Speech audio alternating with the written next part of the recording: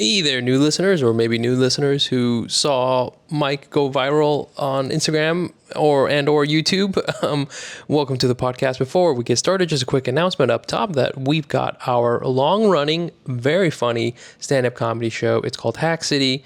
It's the second Friday of every month. The next one is this Friday. That's right. This Friday, July 11th, it's at Union Hall in Brooklyn. Doors are at 7, shows at 7:30. Just Google Hack City Comedy or go to asian.asianpod.com or check out the link in the episode description. It's hilarious. Come on out. We love you. See ya.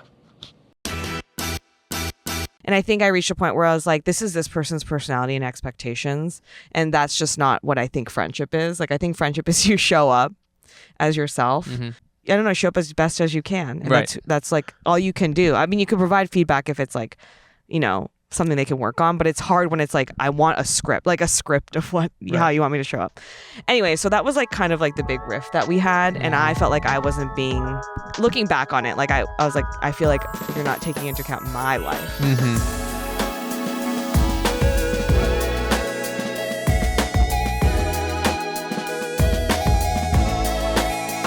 This is ba-da-ba-da-ba-ba. Ba-da. I didn't know that was happening. Welcome to the Redacted Not Redacted podcast with all your favorite redacted friends. Mm-hmm. Yeah. I'm Mike Nguyen. And I'm Jenny Arimoto. We are in a car outside of my new apartment. It's a car episode. And so I was like, turn the light off. It's embarrassing. I had to just check out our levels just now. Hope I'm not too hot still. Maybe I'm a little too hot. I don't need the people to know that I'm a podcaster yet. Big secret. I hope those people out there are just fornicating. Yeah. Oh my God. They have hot takes. Harold. That is this neighborhood. Call the police. They're having hot takes out there. Hot takes. Have you done a hot take yet?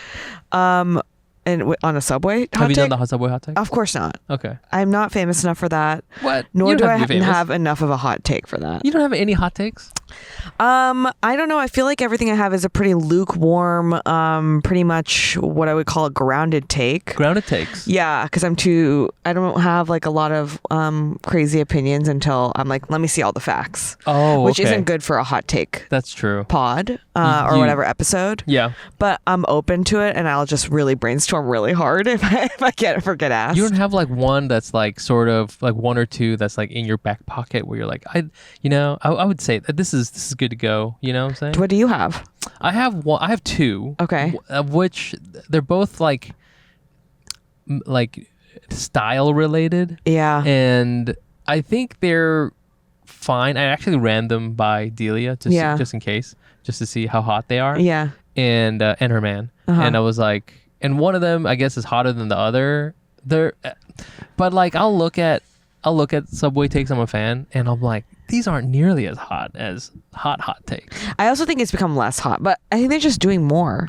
They are doing a lot more. How many hot takes can we have in this society? But I feel like, I don't know, maybe mine's like, if you don't like mayonnaise, you deserve to die. Something like that. Is that a hot take? That's a pretty... That's just a violent take. The dying part is pretty hot. That lady definitely will call the police on us. Oh, yeah, definitely. For sure. So we are...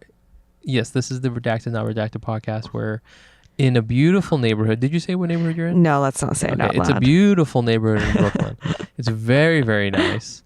It is where the brownstones here also have lawns, which is insane. Yeah. It's very nice. It's really nice. And driving here was harrowing, but that's only because I had to drive on Atlantic, and Atlantic it's like they took a street that was in like Baghdad and was like, let's put it in Brooklyn. It's like that. But then as soon as you turn off Atlantic, you're like, oh, I know, it gets calm. It's so nice. Yes, exactly. It smells good in here. I know you just showered, but I don't think that's you. I know it's not me because I'm disgusting. I think it's the neighborhood. It is the neighborhood. It really is. It's a great place. I'm so glad that you moved here. Although I was hoping against hope that you would move into my neighborhood. I know. There was a world where I would be like 3 blocks away from you. There was a world a bit pretty like, I thought it was definitely going to happen because most of the apartments were right near you. And you were like, yeah, you looked at a lot of them. A lot of them right near you. And you were like, wow, we're going to podcast all the time. How close were you to any of these? Well, we didn't get one that we would have taken. Oh, really? Yeah. And then the other one, they just didn't get back to us in time. The lady was just incompetent, is just what I'm so saying. Slow. Oh, she was it? so incompetent, and apparently I heard the whole backstory because it's our friend's building. Oh. So yeah, there was a world we almost lived there, but we're here now. May I ask, like, how much was a 1-bedroom going for? Like, what in your neighborhood? Yeah, in my neighborhood. Like a 1-bedroom. 3,000. Okay, yeah, that's 3,000, and then there was another one that was much more than that. Yeah, I think you showed me one that was way more. Yeah. I don't know. I feel I've lived here long enough where I have price blindness. Mm-hmm. You know? What does that mean? It's you like, have no sense of whether I it's really high or have not? no idea. I'm like, oh, it could be 2,000. It could be 4,000. I agree. So the other day, somebody like I read somewhere like how much a thing costs like to buy, and it seemed like it's way more money than I'll ever have. Yeah. But it seemed like an okay price. Yeah. You know, it was like $1.5 million or some shit like that. Yeah. And I was like, sure. I know. Why not? But that's because we're broken. That's what it is. Yeah, like I go into a grocery store and I'm like, $15 for mayonnaise? That makes sense. And you don't even like it? You should die. You should die, yeah. I don't know until I call home and my family is like, do you want us to ship you mayonnaise? It shouldn't cost that much, you know? Dude, I love it when my parents ship me things that I could easally get here, but I'm just like, no. Yeah, sure, why not? Let's just like use airplane fuel to send that over here. It's actually still cheaper. Yeah. to put it into a truck and then like truck it across and then the to country. and into a 747 Super Stratocaster and then and unload it at JFK. Then put for me it to onto go to another the fancy bodega it's around the cheaper. corner. It's Yeah, still cheaper. For sure. My bad, y'all. No, but this is great. I'm hoping you enjoying your new place. Yes, You're all I am. settled. I'm not all settled, but I'm inside of it. Okay. And I live there. Great. On your first night when you moved in, kind of one of my favorite things. Yeah. I haven't had to do this in a while, but of the first night when you move in, you have your stressful, I assume you got movers. Yes, of course. So you got movers, and then, it's a whirlwind day. It's craziness. You're all smelly and stuff. You come in there, you got all your shit everywhere. You find the one box that has utensils or plates. Yeah. You open that one up, and then maybe for me, the TV. And you order pizza. That's that's kind of like my move. Yeah. And it's kind of a nice little thing. It is nice. You're sitting there. It is nice. Did you do that? Yeah. Hell but except it was Thai food. Oh, shit. So, because I kind of don't love pizza. So you don't like pizza? It's fine. I'll eat it, but it's not my go-to meal. I often when you ask me what I want to eat, I'll say anything but pizza. Whoa. Oh, maybe that's my hot take. I was going to say that could be your hot take. You don't live. I was going to say, okay, this doesn't really give anything away, but this neighborhood has amazing pizza. I know. There's such good pizza that I might go get pizza after this. You should. It's known for its pizza, but it's just not for me. That's wild. It's not that I don't like it. I enjoy it, but I just don't remember it. I'm like, that's fine. It doesn't feel like a meal to me. What the fuck? I don't know. I want like a protein, a veggie, and like rice. Okay. You know what maybe we need to do with me? We need to make some sort of Asian pizza that has rice on it. Yeah. Well, a rice on it? I think it should just be a rice base. Oh, shit. So it's like not really pizza. Rice? It's just sushi. Yeah. I'm just inventing sushi. That's just sushi, my friend. That's just a sushi bowl. But yeah, it's been nice. It's like a slow process feeling like building out an apartment. God, you end up having to buy furniture for that specific apartment. Yes. Like you're like, this wall is this length, so I can't use this other thing. I don't know. Yeah. I'm just remembering the experience of having to like redo everything. But I'm trying to remind myself that it takes time. Yeah. And not to rush. And then you got to throw away all the stuff that was not custom, but like I know the stuff that you bought for that your you last bought for your other place. I know. Because that like weird, I don't know, stool that it you worked used there in the kitchen. Yeah, they ain't shit now. I know, exactly. Get the fuck out of here. Exactly. So we're kind of in that phase, but it'll be great. It's been ups and downs. Is this the first time you've lived with a partner? Yes. Ooh. Did I even say that on the podcast? Oh shit! Then I'm not supposed to. It's say okay. that. It's fine. Okay. Now you live with This is my first time living with Whoa, hey. Ooh. How's that? It's been fun. It's been Yeah. fun. It's been the most interesting thing is being work from home at the same time. Word. Okay. I don't know if other people feel this. Yeah. But What's your arrangement like? it's I go into the office like at least 2 days a week, Okay. and so that's like time away, which is good. But it's just like you're kind of like always in each other's space. For sure. Our apartments aren't big in New York, so you're kind of like walking in the background of the Zooms. You know what I mean? Yeah. And then like most of the conversation is like, what are you going to eat for lunch? And then what do you want to eat for dinner? Yeah, like, yeah. Like, it becomes like mundane stuff becomes like constant. So what's your like home setup though? Do you have like We have an office. Okay. But it's very small. Mm-hmm. And we both work in the office. Oh shit. So we're really always with each other. Whoa. Yeah. You like not one of you goes like hides in like the living room for a little bit. Well, now we have places to sit in the living room, so Okay. we've been spreading out more. Okay. But for the first like 3 weeks, we were like on top of each other. Dang. Because there's nowhere to sit. We had no chairs and no couch. Yeah. So it's been interesting, but considering it's been quite smooth, I think. Okay. Yeah. Yeah.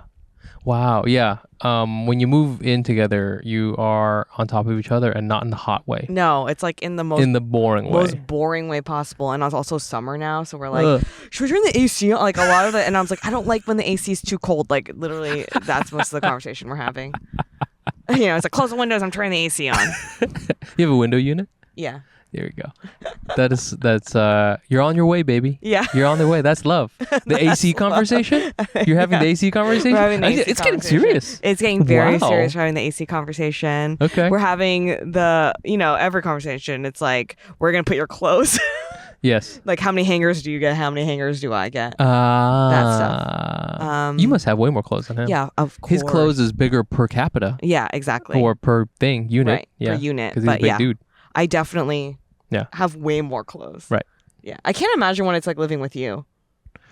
Jean has a lot of clothes. She I likes know, clothes too. But I feel like you also have a lot of clothes. I have a lot of clothes. But I just had I went to like a menswear sale. Yeah. Like people who follow me they have this menswear swap thing Mm-hmm. called Alargos, and it's getting like to be pretty big. And so I've been following those guys for a while, and they had this, they started like in the East Village, and it was like maybe 20 dudes, and it was literally like private individuals. It wasn't necessarily like a guy who is like a professional vintage seller or something like that. It was just like my friend did it. And so I went there and had all these guys, and because they're all menswear nerds, like it's like self-curated, you know what I'm saying? Yeah. So it's like nice stuff that you would want anyways. Yeah. And then all dudes who are into menswear who live in New York City, we're all the same size. We're all exactly. Like what? Or there's a huge step change, and there's like a 20% of us are like 6'4" and 270 pounds. I see. But everybody I else do is think like, there's a body type for There men is. who are into menswear. What is that? I don't know what it is. We are all the same size. Yeah, why? There's the number of dudes who I met, who one of them came to the show the other day. I know. I saw him, and you're like, oh, that's a menswear dude. That's And a I was menswear like, dude. he looked exactly like you. He is like me in so Yes. many ways. He's Vietnamese. He is literally, he bought like a bunch of stuff from me. Yeah. And so like sometimes I'll look at his reels and I'm like, that's my shirt.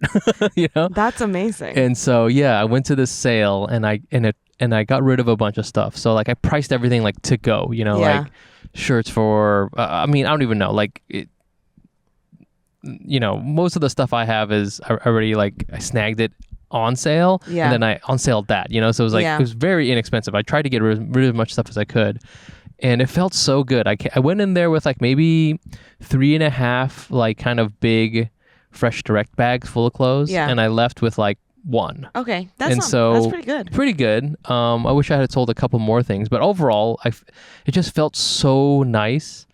Like that's the thing that really keeps me from buying more stuff is like, where am I going to put this? I know.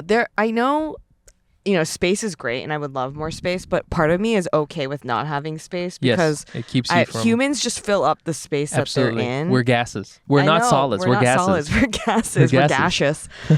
Because I've seen all my friends who buy houses just fill that house. Yes, that's how you fill up the garage, dude. Yeah, like you lived in New York and you lived with that size, but then you like the second you have more room, you're like, well, I don't have to throw away stuff. But I'm like, you don't need that much stuff to live. Yeah. So I don't know. I'm okay with that. I also want to get rid of stuff too. I want to be better at that. If I don't know. I mean, I'm sure there's equivalent thing for women in some way that if you could go there and do the swap or get rid of stuff, it just feels so nice. And it feels nice too because I was like getting it to people who I knew would wear it. Yeah. It wasn't just like it's your people. Exactly. I wasn't just like putting it in a donation bin where it's gonna, I don't know, become part of the dark web or something. Yeah. You know what I'm saying? This was like, okay, these are other menswear dorks and it's going to a good home. And they're like your kids. Yeah, and they're like genuinely jazzed. Yeah. That like they get to have the shirt or pants or what the fuck it is. Yeah. And so I did that a couple weeks ago. Logistically speaking, very challenging to just get everything together, get the hangers, select everything that was gonna go. Yeah. I had to drive into the city. The first time I had to pay that crazy premium entry fee to get into the city. Yeah. You know what I'm talking about? Mm-hmm. I had to pay that. Had to have my wife look after my kids for, basically 10 hours or something by herself, which is not insane, but like, that's a long time. That's a long time. And it was a lot. So, made it happen, but I don't know if I would do it again. I know. I think I'm going to have to just go Depop next time. Yeah, Depop. Yo. I love Depop. Yeah, see? Yeah. You go. Just Depop that. Yeah. Yeah. So just check out the newest thing dropping from Asian Not Asian X Mike Nguyen Depop closet. Because I need to. I actually think it would do space. well. I think it would. Yeah. And again, because all us menswear guys are the same size. Yeah, exactly. Now that you said it, I can't stop thinking about it. Everyone's about the same height, and everyone's kind of like small. Yeah, we're not like thin. No, but you're like not big. No. And that's so real. Okay, so the dude who came to the show, he the menswear guy. You know how many people came up to me and was like, "Dude, there's a guy who's just like you." You know how many people? You, Vic, later, Ben came up to me. They're like, "Dude, Mike, do you know this guy?" I'm like, "Yes, I know." You're like, I gave him that shirt. I know who he is. He told me he was coming, which was really nice. Yeah. His name's Rose. Okay. So shouts to him. And so, it was just so funny that like the instant there's an Asian guy with a tie on, people are like, "Mike, you're doppelganger." Well, yeah, duh. You're dude. We're all doing it. We're all saying it. It's so funny. I love it. I love that we can immediately point him out too. It was At every hack city, I'm like, that's a menswear guy. Yeah, it was that's instantaneous. A menswear guy. I might work with him. I might try to see, because he's like a videographer. Yeah. And so, I've seen some of his stuff. I really like it. So, yeah, we'll see. Nice. That's awesome. You're building a community. Oh, Jesus Christ. I'm so tired, though. I know. Should we talk about our lives? Yeah. It's been a while. It has been. Yeah. I wanted to catch you before you got a little trip coming up. Yes. So I wanted to grab you. Yeah. And then what day is today? Is today Tuesday? Today's Tuesday. So last week, so therefore I think the last episode that's before this one, Fumi was on. Right. Didn't get you on there also with Fumi. Yeah. But I wanted to also talk about that as well. Yeah. So I guess you want to go first? Sure. Jenny, what kind of redacted were you this week? What kind of redacted was I this week? I feel like, is it okay if it's, I'm gonna talk, because I feel like I haven't talked in a while. So I'm gonna cover a wide swath. Do it. I feel like I've been an external chaotic redacted. I'm going to try to explain what Break that means. Break that down for me. I feel like internally it's been actually not intense. Like there are times when nothing's happening but internal's chaos. You know what I mean? Like I'm going through a bunch of doubts or whatever in my head. And I would say the last month I was reflecting on since May. I feel like so much has happened externally in my life. Yeah. and I can't remember how much I've talked about it on the podcast because it's been that long, but obviously I talked about freezing my eggs. Yeah. And freezing my eggs overlapped with like looking for an apartment, signing a lease. Yep. Then it went straight to moving. In Yep. that period, I kind of had a minor friend thing where like it just, I had like a shift in a friendship, which has been interesting and I think a little bit similar to my friend thing from prior. Whoa, you mean the big thing? In the big one in Wow. 2021 or 2020. And then I had a work thing, shit. like on-site thing that just ate up my week last week where I was like remembering the experience of like drinking with coworkers. Oh yeah. Like I at least haven't done that in I don't know how long, The 5 coworker years. hang, dude. Yeah, it's been a really, really long time. And so there's that, and now I'm here and I'm leaving for Alaska to go run a half marathon. So I just feel like shit. That's what you're going for? yeah, it's just been nonstop. Like I feel like internally I feel stable, but I feel like everything and obviously the world is unbelievably unstable right now. So like if you open anything on the internet, it's like the worst thing you've ever seen in your life. For sure. Flashes in your eyes, and I'm just like, Jesus Christ. Yeah. So that's kind of like how I feel like I've been. Like it's been like weathering a storm a little bit, but also like I feel fine. Mm-hmm. And like I'm just trying to get through like the next week of whatever the thing is that's happening.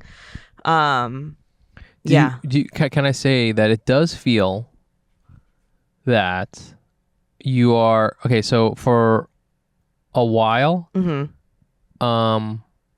whenever I asked you what kind of Asian were you this week, you would have some sort of variation of spiraling Asian. Yeah, that's true. That went on for a while. Yeah. And I noticed. Yeah. And now, not only have you not had to do that kind of story, but also just in general, like your vibe seems like not spirally. Yes. It doesn't seem like when I see you at a show or I talk to you or I text you, you're not giving me the frazzled. Yeah. The frazzled hair. Like, I don't know what I'm doing with my life. Yeah, exactly. Yeah. I don't know what I'm doing with my life. No, for None sure. of us do, though. Yeah. No, yeah, exactly. Yeah. But I think there is having that knowledge that you don't know what you're doing, and then there's also knowing that, and then like spiraling because of that. Right. And I don't think the spiraling has been happening. Yeah. So is that what you're talking about with like feeling internally kind of? Yeah, I think I feel maybe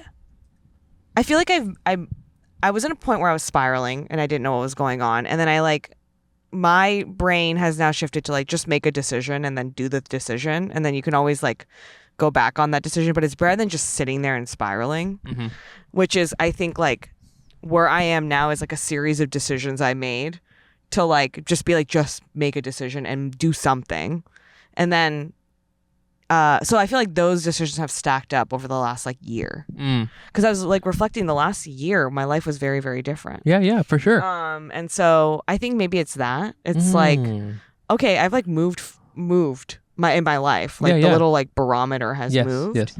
And even though the world is so bad right now, and like my like stuff is still happening in my life that's not great, it feels just more like, all right, this is just life. Yeah.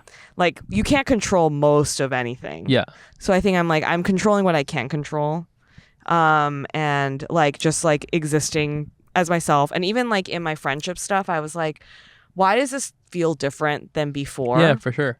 And I was like, well, it's because I have a pretty firm sense of myself and my value and what I deserve in a friendship and what I'm looking for. And so if someone is going to, maybe like, I don't know the right way to phrase it, but question me or like undermine my value, then it's like, okay, well then I'm just too old to deal with that doubt anymore. Yes. I also think I've like made it, since that big friend falling out, like made it truly something that I've decided is like to build scaffolding in your life, because any one of those scaffoldings can fall, for any reason. So you need to have like other things in your life to keep you up. So I'm like, it's not worth ever like putting all your energy into any one relationship. That includes like a romantic partner. Right. Like something can always happen there. So it's like you have to have like multiple support systems in your life. Yes. And I think because I knew all that, I like built and without knowing it, I built a structure that's like much healthier and stable. Yeah. The last like 4 or 5 years. Yeah. And so when this like one thing kind of, splintered a little bit, I was like, you know what? That's okay. Yeah. Like friendships ebb and flow, relationships ebb and flow, and this one is now ebbing. So I'm going to just put my energy towards the ones that are easy. And I'm also literally too busy. So busy. I was shooting myself up with hormones when this was happening, and I was like, I literally don't have time. Yep. Like they're excavating eggs out of my body. You're hitting yourself with the trigger. Yeah, and then I'm packing up my life and moving. Yep. So it's like I ain't got time for this. So I think it's that. It's been good. Yeah. For that reason. I mean, it's not good. It doesn't feel good to have fights, but like it feels like I'll be okay. Well, I mean, just like taking a step back, you got yourself what seems like a good relationship, romantic one. You moved to a beautiful fucking neighborhood. you did the thing with the eggs, With the eggs. You did the thing, you, I think creatively are doing, you're doing your thing. Yeah. I'm actually, that's the one place I would say that I don't feel great about. Sure. But I think you're still, you're still in the game. Yeah, I'm doing my baseline. You're doing your baseline. Yeah. Right. That's okay. It's just like, what do they always say in New York, right? There's only, you can have you can't have everything of, you can have love, apartment, bits. One all three. Okay. And I'm not doing bits yet. You can't do bits. No. But it's okay. You're going to get to those bits. Okay? But I am watching Love Island USA. So it's kind of like, I'm doing something. Is that the same as bits? No. Is that like bits? No, it's just that watching a bunch of hot people think they're being funny, be funny. And you're like, I'm just sitting there. I'm like, okay. Should I watch this? No, don't. It's Oh, horrible. no? It's a time Okay. suck. There's an episode a night. You don't have time for that. At night? I Yeah, don't got that's time what for Love that. Island is. Oh my God. And I'm like furiously trying to catch up before it gets too late. But hour every day. An hour? Yeah. You don't have time for that. How much content I'm telling can you, they but you make? don't have time to respond to emails. You're not going to I have don't time got for Love this. Island. I don't got time for And you this. cannot watch this in front of your kids. Oh, no, I wouldn't do that. No. So yeah, that's my update. I feel like a lot has happened, but it's very different than the times I've shown up and been like, I am spiraling. Because I feel like there's a million things to talk about because it's like in your brain. But that now I'm just kind of like, well, I have things to talk about, but it feels so much less intense in a way. Can you get us a little detail about the friend thing? Yeah, this is like one of my closest friends. Oh, shit. I don't even know where to start, but I think... I'm just going to turn on the car because I need to make sure the car keeps turning on. Yeah. This is the car pod. Okay, car pod. So funny. Car's on. Okay. I think that my historic tendency for friendship is to go towards really big personalities. I don't remember the extent to which I talked about my friend breakup, but like my pattern is it was like easy for me to go to people who are like super transparent, like always kind of like is fun to talk to, like center of attention in a big group, very like charismatic.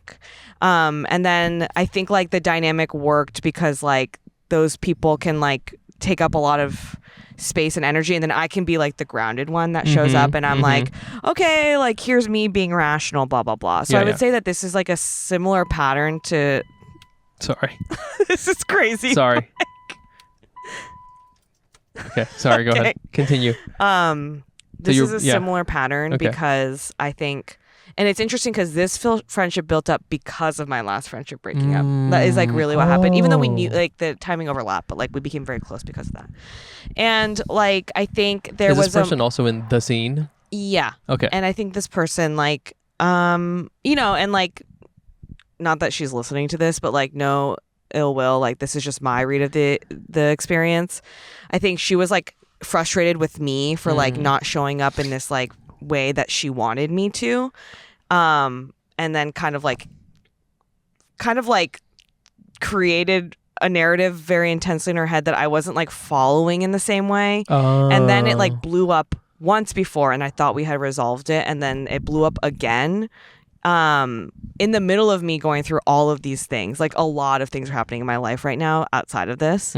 And like I felt like she wasn't having perspective of my life, where I'm like, I can't just like show up in this exact way you want me to show up. Like, I don't live in your brain. Yeah, I don't know like how you want me to show up. And I think for her love language was to tell me, you're not showing up in this way, and I want you to say XYZ to me. This like this is the script of what I wanted you to say to me. Right. And I was like, that's just kind of not how humans work. Right. Yeah. You like, and in my perspective, I was like, I think it's weird to come to me and be like, this is exactly what you should have said. She said that. She said that like you should I be... wanted you to say these things. And then see. she told the other person who I didn't say those things to the same thing. Jenny should have told you these things. And so it got kind of messy, but I think in the experience, I like got frustrated a little bit initially, but then I had so many other people to talk to, and I kind of diffused it immediately. And I think I reached a point where I was like, this is this person's personality and expectations, and that's just not what I think friendship is. Like, I think friendship is you show up as yourself and you like, I don't know, show up as best as you can, and that's like all you can do. I mean, you can provide feedback if it's like, you know, something they can work on, but it's hard when it's like, I want a script of what how you want me to show up. Anyway, so that was like kind of like the big riff that we had, and I felt like I wasn't being treated as like a, looking back on it, like I was like, I feel like you're not taking into account my life. And I think that's kind of my pattern.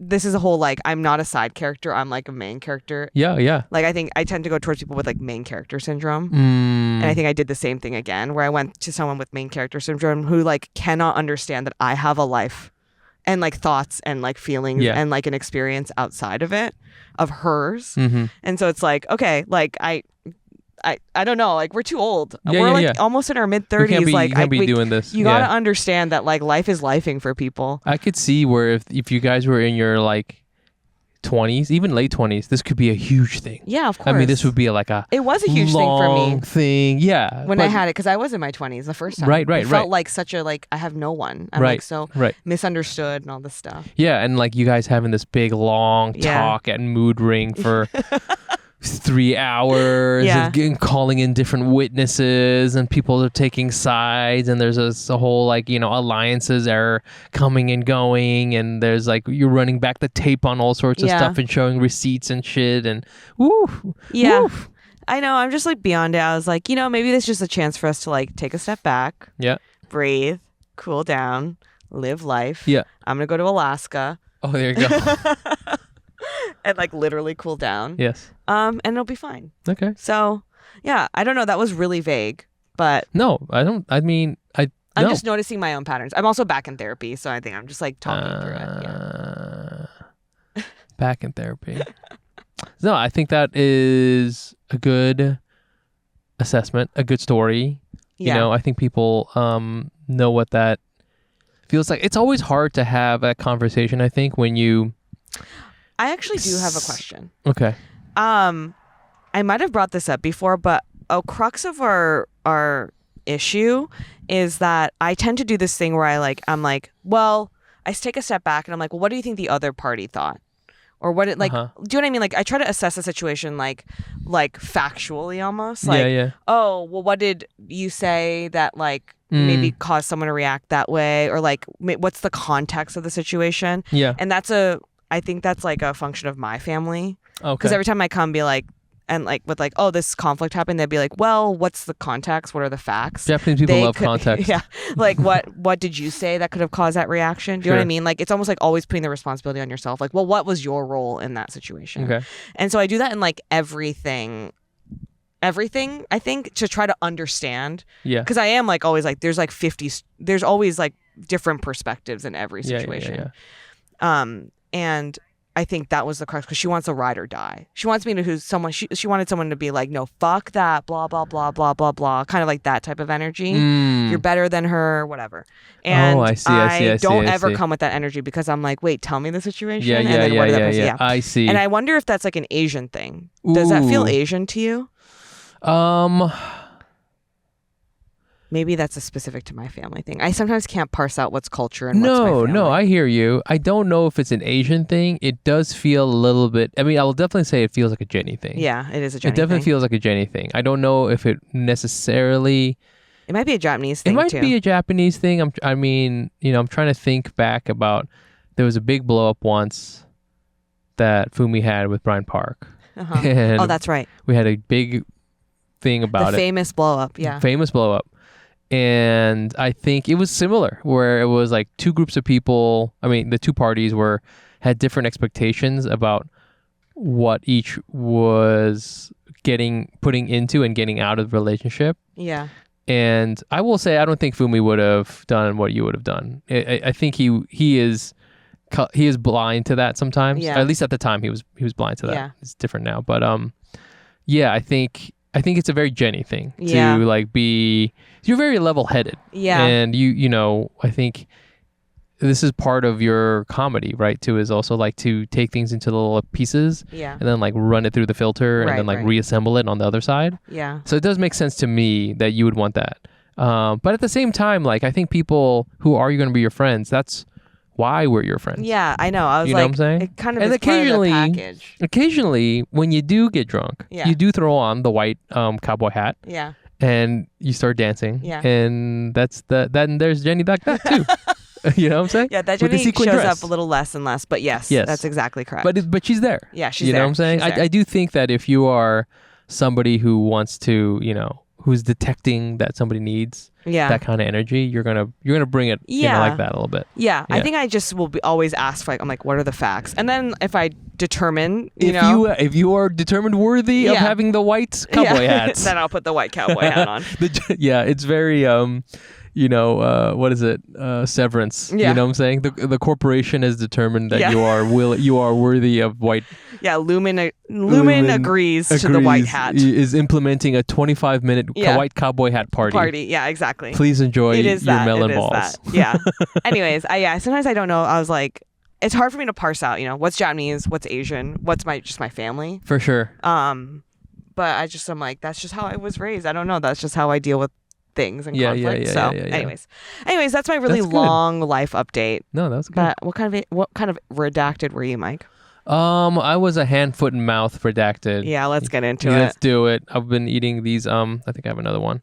I've been eating these delicious halls because I have a sore throat. Mm-hmm. Okay, so you know, got kids in daycare. My daughter is in one daycare. My son is in another one, so we can get as much cross pollination of diseases as possible. Truly. You know, my son's older. He's 3, and my daughter is 10 months, and so. We're not sure what happened exactly, where the vector is, but I think my daughter was sick first, but she just had a fever. She's a baby, so she's always sick. Yeah. She has a baby. She has a fever for a while, and then she has a runny nose, and then my wife got sick, but she just had like a fever for a day or two. Was feeling crummy, and then had a sore throat for a long time, and then she kind of got over it, and. We knew that it was out there, hand, foot, and mouth. So people who don't know, it's a childhood kind of disease, and it's exactly as it sounds. You get a bunch of spots all over your hand, feet, and mouth. It's generally for kids, I guess you could say, because most people have had it. By the time you're an adult, it's, you know, you have an immune system, so it's like less robust. But you know, we get the emails that it's like it's out there. You know, like somebody in this class had it, or somebody in this class had it, and we've dodged it a few times. Like, you know, and then. Last week, like to the day that we're recording, I was, you know, I'm doing okay, and I'm feeling like I'm a little tired. I'm a little like maybe I just need to go to bed early. And I would say from 5 o'clock to 8 o'clock, I went from like doing fine to shivering cold. Okay. And I was like, I need to go to sleep now. And so basically that whole night, I didn't feel like I slept. You know what I'm saying? I was just like shaking. Yeah. I had this weird thing that I thought it was like I was on shrooms, because I just had like an experience where I thought that what if my body was just like a wooden box? You know what I'm saying? Yeah. Because you know what it is?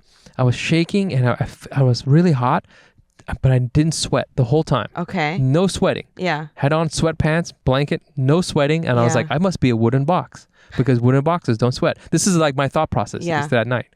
A couple days later, we get through that night, still have a horrible, fever for the next 2 days. I'm just like, I'm spent. I'm just like, I'm dying. I'm like calling out of work. I'm like, this is it.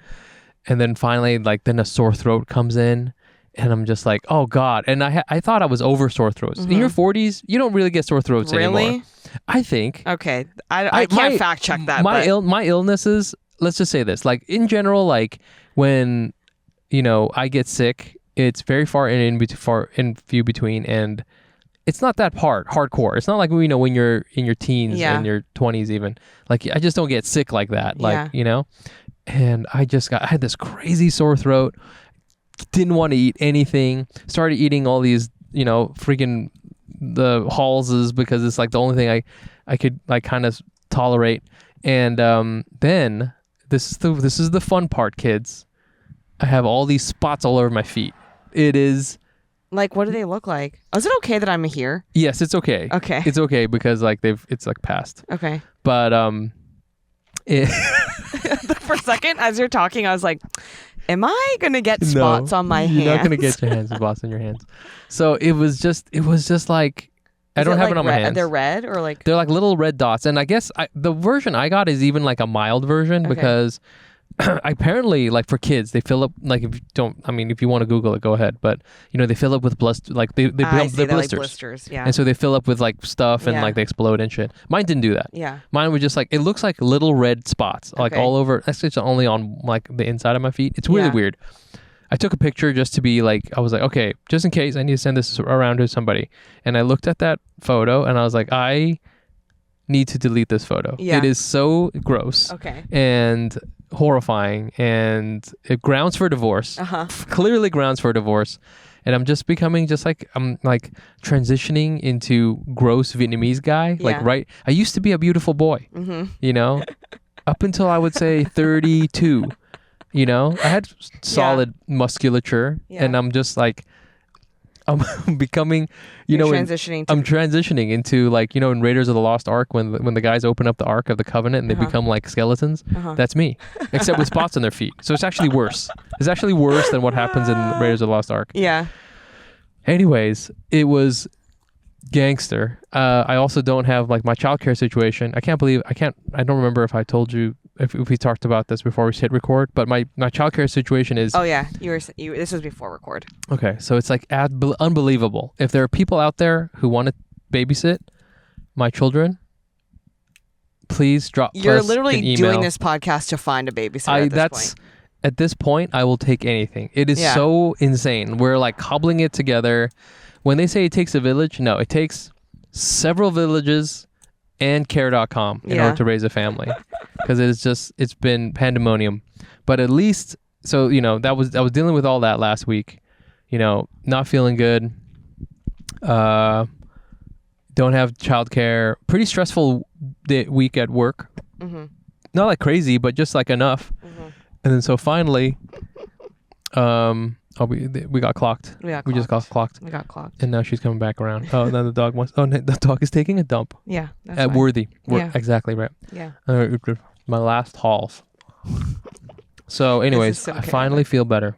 Let's just say it's Saturday. What? No. I saw you on Friday. So I would say, well, I had a sore throat still when I saw you, but now I'm like, finally, I don't really have a sore throat. This is like the last of it. And I can finally, like, I don't know, eat a pizza or something. So it's just like my life, man. My life, you know what it is? It's like every time I think, oh, that won't happen to me, or why would anyone choose this? Life is like, I'm going to show you exactly why people choose this, or why this happens to people. I'm the Asian 2025 version of Job. I think you're Job from Arrested Development. I don't know enough about that show. Oh, that tell me what that is. Really good joke. Okay, would have been a really good joke. That's Will Arnett's character, who is like just so stupid and overconfident, and like he's always just like things are happening to him, but he's like doing it to himself. That's me. The joke would have crushed if you had the so context. Funny. Yeah. See, you're such a context person. Anyway, so that was hand, foot, and mouth. Anyways, it's clearing past. Okay. But now my son is ill. He just has a fever. Is it different ill? Same ill? Well, he has a fever, and so the way it works is hand, foot, and mouth is you get a fever first, and then you get the spots. I see. It depends, right? Like some kids, they get the spots and then they get then the fever. There's all these variations. But right now he just has a fever, which sucks because he's at home. Obviously it sucks for him because he's like ill, and then it sucks for us because we're taking care of him that he's ill, and there's still work happening, and what is my life? Yeah. What the fuck? Yeah. External chaos. Yeah, external chaos. But do you feel internal stability, or maybe you're just too tired? I'm too tired to feel feelings. Yeah. I'm just like, oh my God, dude, my sleep situation too is what I would call Benny Hill, where it's like every different situation, every different sleep surface and combination of the people inside of the apartment, we explore each one. Okay, so for example, last night, at one point, my daughter and I are in my son's room, but on the floor. My son is in his sister's crib. My wife is in our bed. Why? Another night, my son is back is actually with me in our bed. My daughter is in her crib. My wife is on the couch. It's just every single different thing because my son is like, it's just like he wakes up, he's tired, he wants to come in, but then he wakes up Celine, my daughter, and so then I got to take her somewhere, but then she doesn't want to sleep somewhere. So just wherever we're all sleeping, like if it's going to be one of those things where I'm going to be in the bathtub. Yeah. My wife might be in the car. My son is at SNL. Yeah. And my daughter will be in her crib. You know what I'm saying? It's going to be like that. And you're like, this is the only way it works.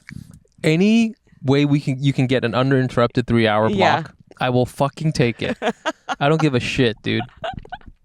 Dude, being a parent is crazy. It's insane. Like, I think about it, I'm like, I just spent the last 2 hours vegging out watching Love Island. Fuck you. And I'm like, I'm sure that you're like, I can't imagine a day like that. Dude. I mean, I do want to watch some junk, though. You know what I watched? That's too junk. It's too much junk. Yeah. How about that Mormon wife one? Yeah, that one is junk, but it's less junk. I feel like it's less junk than less junk. Yeah, watch that one. Okay. Also, the Queer Ultimatum is back soon. What's the Queer Ultimatum? You should watch the Queer Ultimatum. What's that? It's the ultimatum, but the queer version. It's like where one person in the partnership wants to like settle down and the other one doesn't, and so then they basically have an ultimatum where they go into the situation where they mix up all the partners to experience other partners, to be like, okay, all right, when you go back to your original person, are you going to be like, yeah, I'm in, or are you like actually exploring other people was like all I needed to say no. Oh, okay, but watch that. That's but it's queer. There's a queer version. But I've never watched the straight version. But the Queer Ultimatum the first season, so good. Really? Yeah, and the new season's coming out next week, so you should watch it. And then text me. Text you. I haven't got time for texting. Yeah, you don't. It's like either watching or texting. You don't have a choice. Okay, so the last thing I want to do. Yeah. Is, it's going to take a second here. Hold on. Yeah. The context for this is, Fumi came on the show. He listens to the show. Yeah. Hi, Fumi. Yeah. Crazy. I don't know why he does, but he does. And he had some notes for us, I guess, like the pod. Yeah. And I wanted to hear I'm going to have you listen to what his little thing is. Okay. And then we can react a little bit to it. Okay. You know? Yeah. He has a note for you in particular. Okay. Let's see I think this is around here. This is why I wanted Jenny here, because she's from what I listen, she's like a self-proclaimed socialist or whatever. Oh, I see. And I don't know, I didn't think you were necessarily that. But okay, this is what I gotta say, because going on the road, not to sound like I'm some wise guy, but going on the road, I meet a lot of fucking people, and that is the coolest thing about stand-up comedy. Yes. Is like I meet Americans from all over America. Sure. So I'm not saying I'm best friend with these guys, but like through what they think is funny and through crowd work and just talking to people after the shows, like I have a better understanding of like what's Kansas like, whatever, what's Providence, whatever. For sure. And like, I know it's like the whole fucking Trump thing, all this shit. Like, I think that my thought on all that is because sometimes I think on this podcast you guys say like really smart things, but they're mean. Oh, they're mean to the right. Okay, and I'm not saying I'm a right sympathizer, but I think humans are evil. Okay, and humans get a kick. We get dopamine from being mean like a smart person gets a dopamine from being mean to a dumber person, and that's like, remember high school? Like you pick on the dumb kids, like the smart kids who fucking go to Ivy League schools, they like think they're better than you. Yeah. And like just the way these people talk, it is only driving people away from them, you know? Oh, I see. And so it's like, to me, it's like, you don't want Democrats to win. You want to feel better than the right. You don't care about the policies. You say you care, You just want but to your feel actions like don't you say feel. that. You just want to feel like I'm a Yes. better person. Because if you really cared, I'm not necessarily saying you can change everyone's mind, but like there must be other ways to like have conversations and like, you know, I mean the whole Trump thing is like a cult now, right? So like approach it like that. Like I just feel like a lot of times It goes on a little bit, but he has some things we go back and forth on it, and it's like it's a good conversation. I mean, it's a dumb conversation because we're idiots, but it was fun. Let's just say that it was fun. And I think his Fumi's thing is he listens to the show, and we both went to Cal, and we bring it up every single fucking time. I don't. But he has this thing where maybe we're out there and we talk about this also in the episode, but we're kind of like dunking on people. We are? Yeah, I don't know. Just Yeah. I don't know however you want to sort of take it. You, me, whoever, us, people on the left. Yeah. We're dunking on people. Yeah. And his take is like, is that the right way to reach out to folks? And he has a belief, a deep-seated belief, I think, that with comedy you can get someone to at least observe or to think about something from your point of view, and maybe even have a change of heart. Like maybe, but. Anyways, I just wanted to kind of have that out there, see what you think. Yeah. I mean, I'm not a stand-up comedian who's traveling the country, sure. so I have a very different experience. Yeah. If not very little experience coming from the Bay Area. Yeah. With like certain pockets of people. So like that's a valid experience, which is why I always try to talk from my own individual stuff. Like I try not to make it like a monolithic thing of like, you know what I mean? Because I don't know what people's life experiences are. Yeah. And I know that we are like a different educated, liberal. Yeah. Like, for sure. you know what I mean? White collar folk. Like, Yeah, we are. I know we are. Oh, we fancy. Yeah. Yeah. Like, my dad was an accountant. Like, I know that I have to live a very different life. Doesn't mean that our lives aren't valid, but it's just it is. So yeah, I think that's interesting. I never felt like I've been mean. If anything, I'm just sad. I'm sad all the time. I feel like if there's anything that when you, I guess, are reading about stuff, it's like the people, and those people aren't sad. The people who are voting for, certain policies or whatever, they're not sad. But I'm like sad because they're often voting against their own, like, stuff that would benefit them. Yeah. That's what makes me sad. Oh, and I see. I see. I don't know. I'm like sad because it hurts a lot of people. I'm sad it hurts themselves. I get mad because it's like ultimately benefiting. Yeah. A very small pool of very, very wealthy people. Yeah. I would say I grew up with a small wealthy pool of people who benefit from it. It like, it makes sense why they're doing the stuff that they want to do. But yeah, I get what he's saying. I don't think it's wrong. I never thought I was being that mean though. And I guess the other pieces, I think there's like, of course there's like the desire to like reach everybody. Yeah. And whatever. And I think I kind of abandoned that when I first started doing comedy stuff, because I was like, all I can do is talk about my own experience. Yeah. And if my own experience is this like specific experience, or like this is how my brain works, then like that's all I can do. Yep. And just try to make it so specific to me, where it's like not a monolithic thing. So whenever like I would get weird comments or hate comments, I was like never ever interact. Yes. Because I'm like, it just doesn't help anyone, because they also want to dunk. Yeah, everyone's trying to dunk on everyone. We're all trying to dunk. Yeah. So I'm like, and I'm bad at dunking. I can't dunk. I'm short. Yeah. So like, I'm just like, whatever, like exist. You know what I mean? Like all I can do is just like exist. Usually I would do something that's like very nice. Yeah. And smiley. Speak. So you got to speak your own truth and your own experience and stuff like that. So that's how the perspective I have on it.